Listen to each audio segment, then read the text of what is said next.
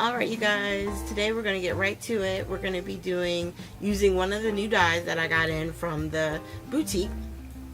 And what I'm going to show you first is the die is a lot bigger than I realized. So I want to say the opening for the Cuttlebug and like the Big Shot is usually about 6 inches. And this one at the widest part is like 6.5. So you're going to have to use the Spellbinder's Grand Caliber or something with a big enough opening. So for the cutting plates, because I'm going to use the Grand Caliber, is going to be the base plate, then the die itself with the cutting pieces facing up. I'm going to cut a little piece of wax paper to put over top of the intricate part, and then I'm going to add the paper that we're going to use to cut out the envelope, and then the cutting plate on top of that. And then I'm real quick I ran it through off camera, and I also did these 2 pieces here. This one I thought cut out like the whole piece, but it actually only does the border. So it's very interesting because you could do a lot with embossing. You could do coloring it with different, paints or inks or, whatever works for you.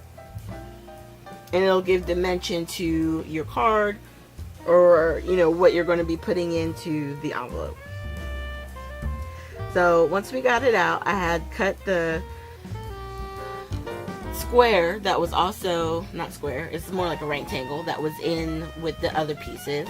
And after fiddling with the piece that we cut apart, I realized that the best thing is just to use the frame, and it would make it easier just to put like a sentiment in the center of it. So now on that piece that was in the envelope, I'm just going to real quick, a little bit off camera, but I'm just trying to keep all my pieces from flying all over the place and get it cleaned out at the same time. So the wax paper does help. Like I've said before, it's just something that it works quickly, and if you ever come across like you feel like your dies aren't cutting like they should, you could always use the wax paper to sort of like grease it, or not grease it, but just to give it some the wax there, so that way it'll separate from the design. So now that I'm pushing some of that out of the way, when I ran the envelope through, it didn't cut all the way. And it didn't cut all the way because I don't think I had even pressure. So just be careful. All I'm doing now is just drawing a line at the bottom, and what I'm going to do is use my scissors to cut down to that line in the straightest line as possible, so that way I get a nice envelope. And then you just fold and bend at all your scored pieces.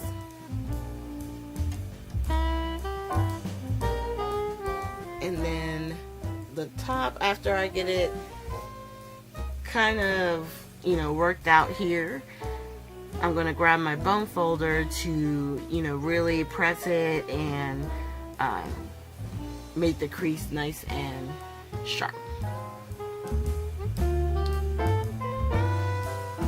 And there you have it, a really pretty envelope that will work great for the card here that we're going to be working on. See, it will slide right inside. Perfect. Alright, look at that, how pretty that is. I just really do love how this turns out. And it could be a great, tool, especially when people want you to do invitations, whether it be for a wedding or a party or, whatever the ordeal or the celebration may be. This would be a really pretty invitation to mail out. And you can make it, you can personalize it to fit your needs. And once again, I don't know why I didn't want to give up. I just felt like some way, somehow, this should have gone back together, so that way it would have been one solid piece. But those are the 2 pieces. I'm going to probably finish this off camera, so that way in the end you'll see pictures of what I did to complete it. So thank you guys so much for joining me today.